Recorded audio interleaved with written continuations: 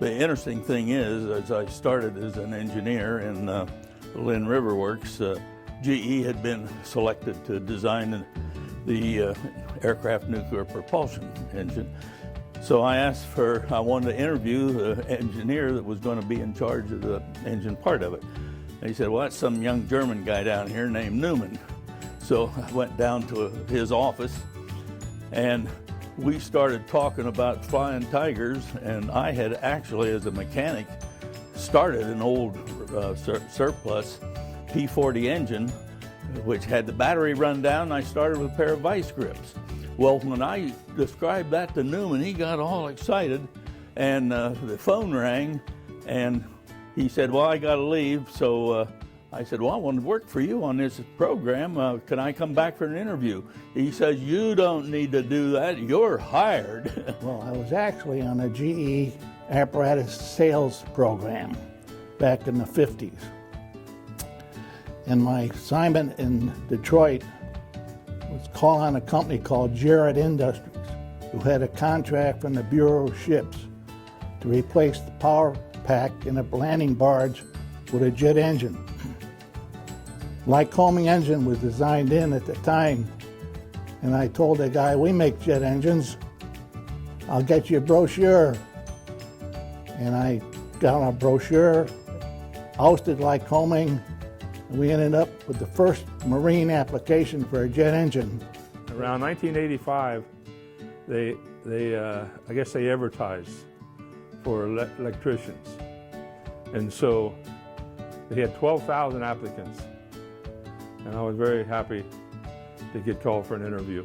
The last thing I ever had in my mind was to go to work for GE, because my grandfather worked for Thomas Edison, and when his company was one of the founding companies for GE, my father spent his life at GE, my older brother worked for GE, and it wasn't in my mind at all. When I got out of the service during the Korean War, I was asked by my neighbor across the street in Schenectady if I was going to go interview GE. And I said, I have no interest in GE. So the next morning, my mother woke me up and said, you've got an interview at 11 o'clock with GE. Dick Drake made the appointment for you.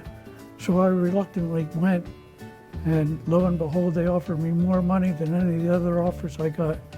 And they offered me the opportunity for additional education. So I took it, and it was the best thing I ever did.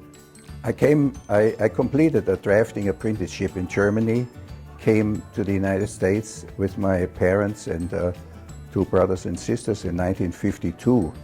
I could not start at GE because you needed a security clearance.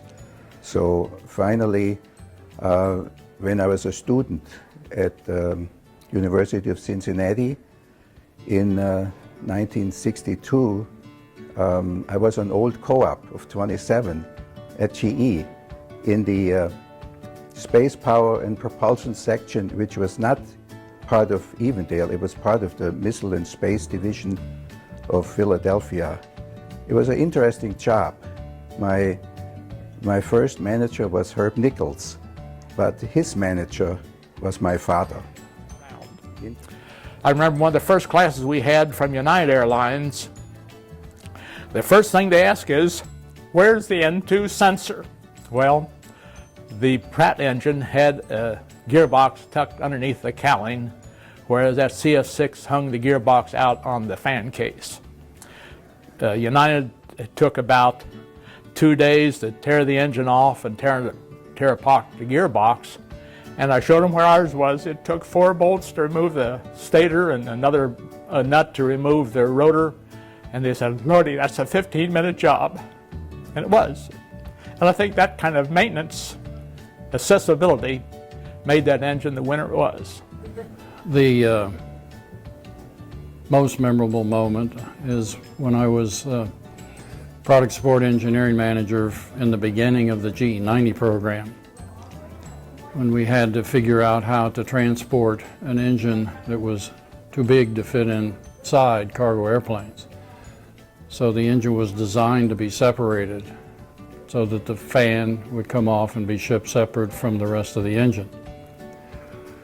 And as product support engineering in the beginning, I participated in trying to convince airlines that this engine would work by taking the fan off and putting it back on. I remember the Japan Airlines people when we were trying to present the story of the engine to them before they would buy it. They said, you can't do that. And JAL today is one of the biggest operators of the GE90.